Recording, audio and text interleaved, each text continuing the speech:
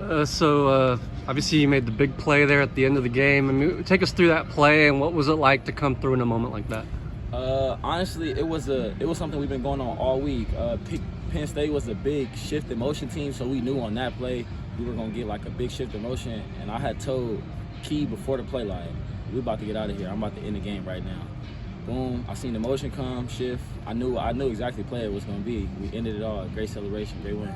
So was that a scouting thing that allowed you to get in that backfield so quickly? For sure.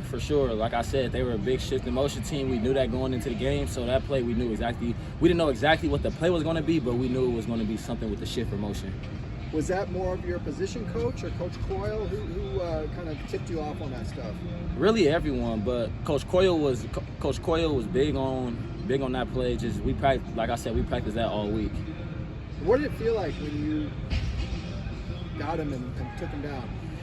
Honestly, it was an unexplainable feeling. Like being able to make that play, being in my hometown, celebrating with my teammates, some of my closest friends. It was an unexplainable feeling. I'm not gonna lie to you. So, can you explain the pressure of that moment? I mean, the game itself was back and forth, and you guys needed to hold on a little bit there. You talked about the heart rate a little bit in that moment right before the snap. I wouldn't say it was pressure at all. We go through those different moments every day in practice, from us doing it before we practice, at the end of practice, it maybe in the middle of the practice. So we just kept our composure, and it was really no pressure at all. What about going from, obviously 0-4 to beating the number 7 team in the country? What was that? What did that feel like? It was a great feeling, as you will understand, but I feel like we don't want to be a one-hit wonder, so we moved on from the Penn State game already. So you got the messaging in. Yeah. And it seems like that play and so many others, we heard this word strained, recently, and it seemed like that kind of play embodied it. Can you tell us about how much you guys have taken that message to heart and that word specifically? Yeah, for example, the last play, what we did was we strained, do more, as, coaches would say. What have you learned from Coach Coyle since he's come here? It seemed like he's been really hands-on with you guys since he's arrived. Really a lot. But the main thing from Coach Coyle, he hasn't said it, but what I've got from him is nobody cares about how you feel today. Nobody cares about nothing. Get the job done. Coming off an emotional win like that, right? Especially an unexpected win like that. Now that people are wondering if you guys can do it again and, avoid an emotional letdown. Has anything like that come up as far as conversations of, kind of just turning the page and forgetting about what happened this past weekend? For sure. Like I said, we've already moved on from it. We're on to our next opponent this week, Michigan State.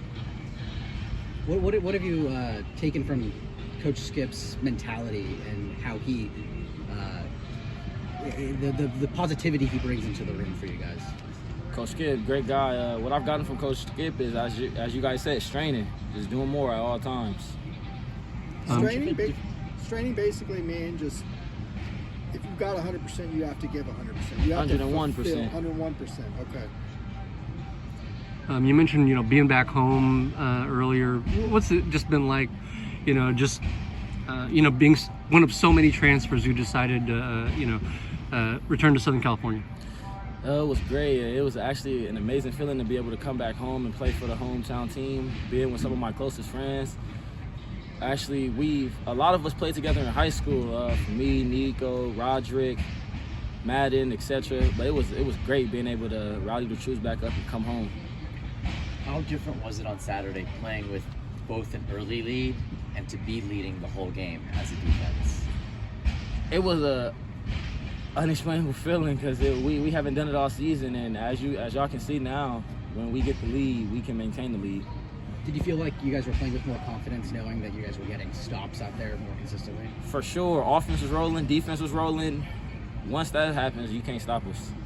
And when you go through the early struggles like that, when you hadn't played with the league before, how much more of a relief around the building is there now, knowing that that's behind you and you don't have to worry about that sort of thing anymore? Like I said, it's no more sad Sunday. It wasn't a sad Sunday. We plan to keep that going for weeks and weeks on. We're just gonna take it 1 week at a time. What's the challenge of stopping Aiden Childs? What do you guys have to do?